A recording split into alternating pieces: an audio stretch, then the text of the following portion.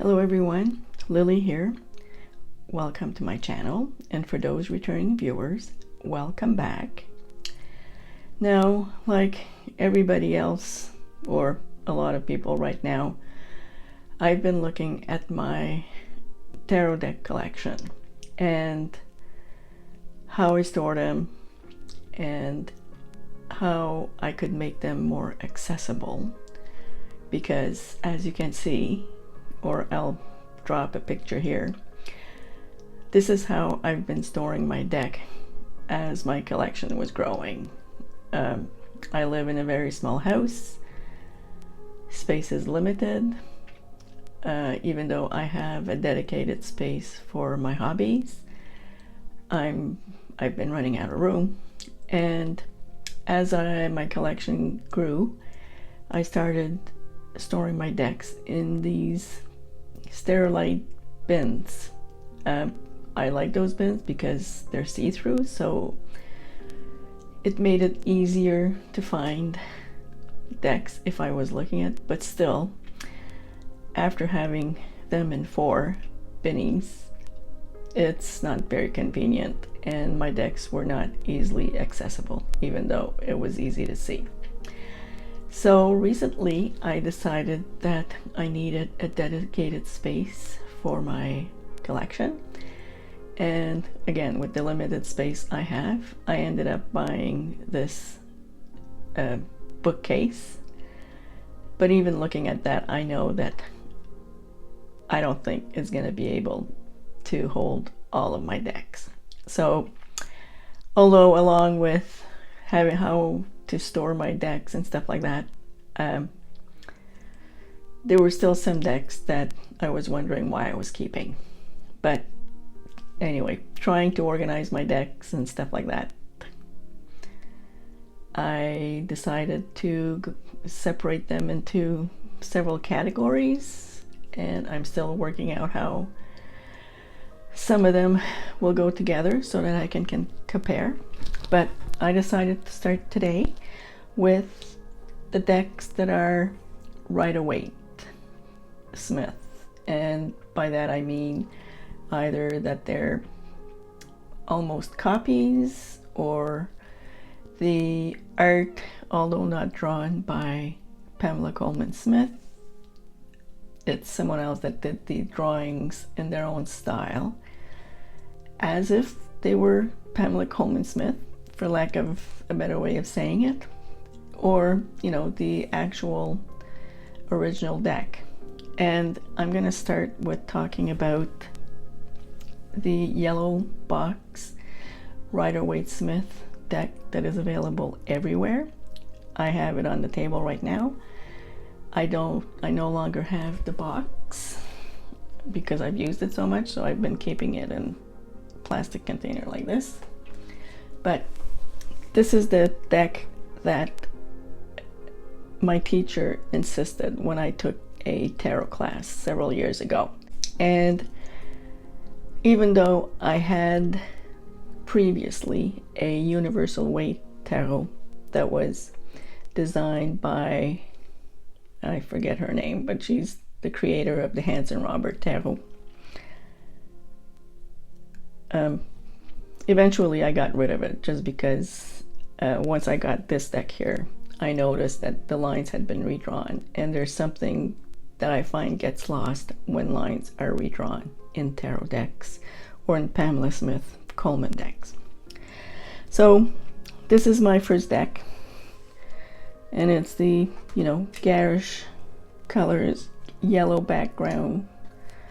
And at this point, because I have acquired a collection of some better colored decks, or that are easier on the eye, I decided that this deck will be leaving my collection, even though it is the first deck that actually made me a tarot reader.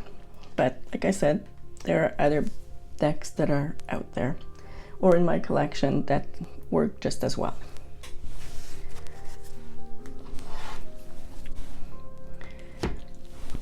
This is the Groovy Waite Tarot. And this one I am keeping for now. just because I haven't worked with it a lot yet. You know, this is just like the kind of stuff that, the kind of colors I grew up with in the 70s, late 60s, 70s.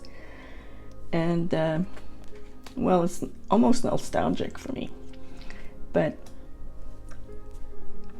although it is sort of a clone, it's got some quirky colors that I like.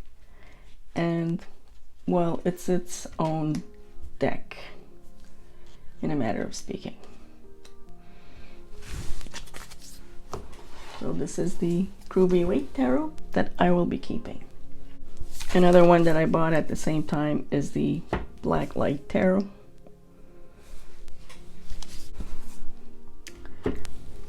And this, again, like the Groovy Tarot, this reminds me of the days of black light roller skating.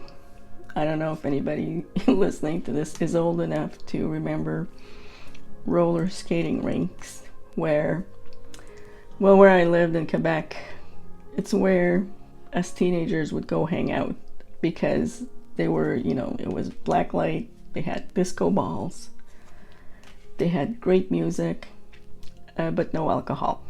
So it was sort of like a transition between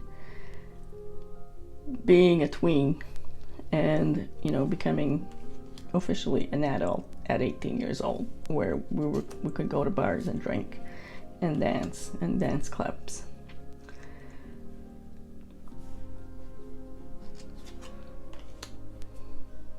So I will be keeping that one, and that's another one too that I acquired at the same time as the Groovy Waite and did not have a chance to work with it a lot. So it will be staying. And here is the Albano-Waite Tarot.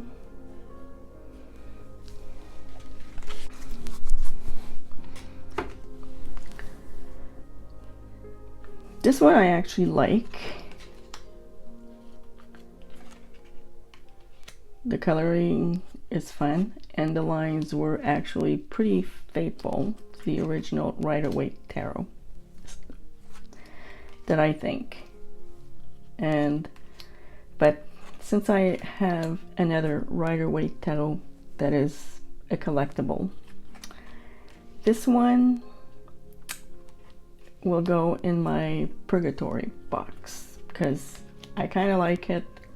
I don't use it a lot, but I have another tarot deck, a Rider-Waite-Smith tarot deck that I probably reach out for first, but I just want to make sure. So it's not going back in my permanent collection, but it will go in my purgatory box for later to determine.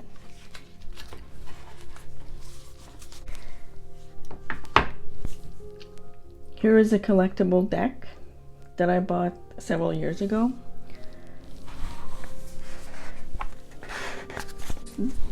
The person who worked on this deck actually used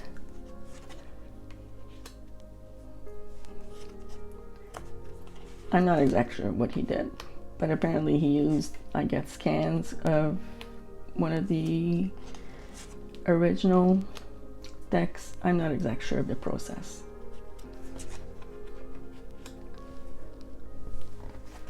But it's almost like the Centennial. And, well, this one I will keep just because it's not as garish as the yellow box, and it's not the Centennial, but it's close to the original. And I think, well, I like the Rider-Waite, so I will keep this one. And it's a number deck. The Delos Tarot. This one I'm definitely keeping just because of its cuteness factor. And I'm not sure, but I think these are getting difficult to get.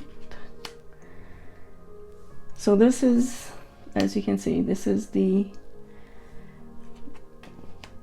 reinterpreted Pamela Coleman Smith art. And like I said, that it's super cute. She kept this original symbology.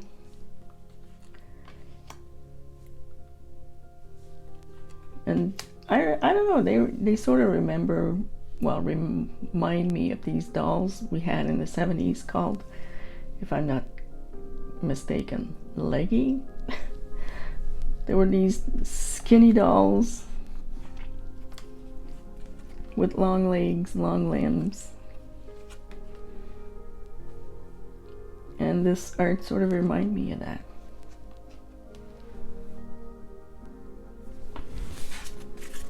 So this one, like I said, is staying. The Herbal Tarot.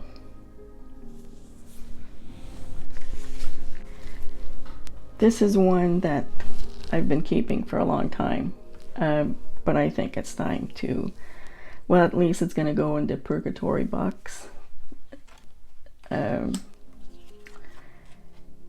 Mainly because, well, you know, the art is actually close to the Rider-Waite-Smith deck, with the addition of herbal plants. And I'm rereading the guidebook right now. And it's one of those themed decks that I think I like the idea, but I'm not sure how to use the information. Or basically, actually, what is happening is the book has a section for each card as well as a meaning. And when it comes to the herbal section, it's got spiritual, physical, as well as how to use it, or how, you know, if you're going to take it for medicinal purposes, how to mix, and the dosage. The thing is, a lot of those plants aren't really, or they're not easily available. And I figure that if I need something for, you know, for using herbs, I have lots of books on the herb part, on using herbs for medicinal purposes. The spiritual, I think, could be interesting. So, I don't know. It's one of those decks where I like the idea, but I'm not sure how useful it is. Yeah. But it is a beautiful deck.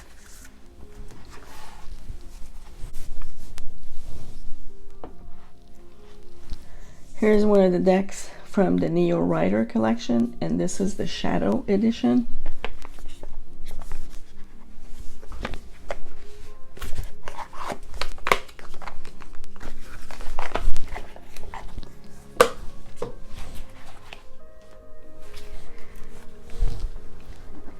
So this deck is in order, and this is the reason why I'm not gonna keep picking. I'm not gonna be keeping it, although I actually love all the colors. It's slippery as heck, and every time I've tried using it, I end up playing 78 pickup.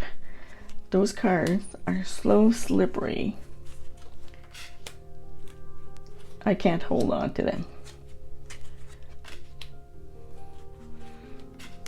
But, I mean, look at this.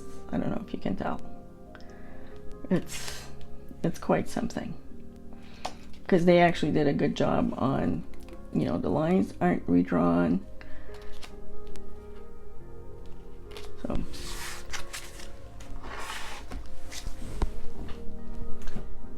And along with that, I also have the Neo Rider, the Rose collection. I don't like this deck as much, although it is pretty.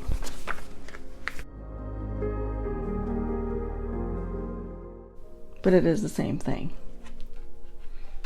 The cards are slippery. The images aren't as crisp as the shadow edition.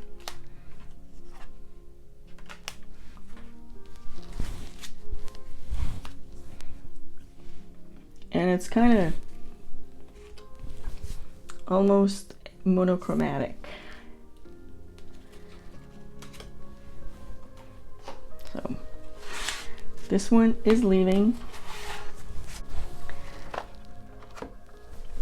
The Golden Rider French edition.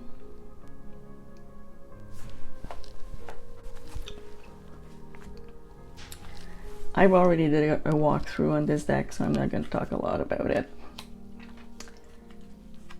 Love the colors, hated the redrawn lines.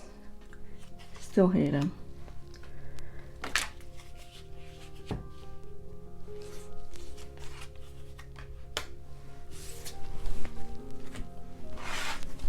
Some of them. Where is she? I mean, I can't get past the fact that this one, she has, it looks like she has a shiner, and actually this one is going, even though I love the colors. And the last one in this segment is going to be the Pamela Coleman Smith by Lo Scarabeo, affectionately called the Dirty Pam.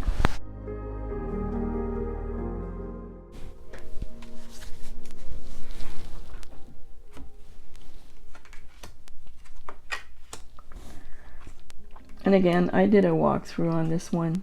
Loved the colors, loved, you know, the choice of, and actually I can see why it's called the Dirty Pam, because some of it looks like it's been, I don't know, where paint got mixed. But it's one again that where the lines got redrawn, and in some of the cards, to me, it makes a big difference. I mean, this one, you know, he looks bug-eyed to me.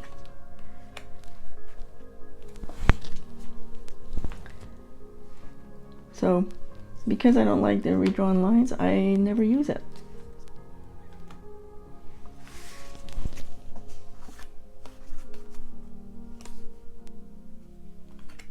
I mean, you know, King of Sword here looks mealy mouth.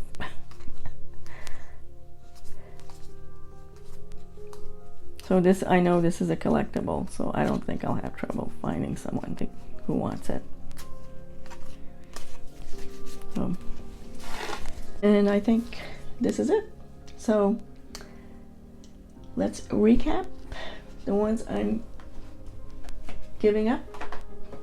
Actually, the ones that are going in purgatory. So these two are going in purgatory.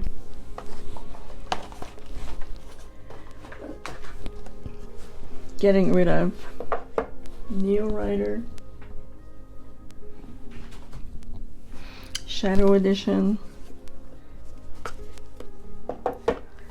Rose Collection, Golden Rider, Lo Scarabeo.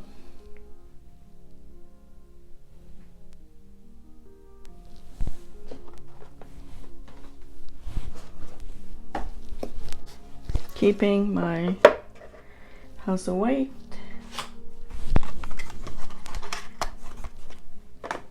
Groovy Tarot,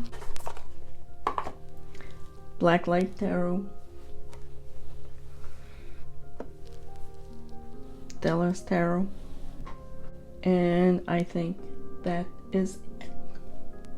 So for those interested, keep an eye out on Facebook group Tarot Marketplace or eBay. I haven't decided how I'll go about selling them yet. My preference to start with would probably have been eBay, but since they changed their rules about bank accounts and stuff, I haven't made up my mind if I'll go through with it and open a bank account just for eBay purchases and selling. But anyway, we'll have to see. So I'll leave this here, and until next time, Have a good day.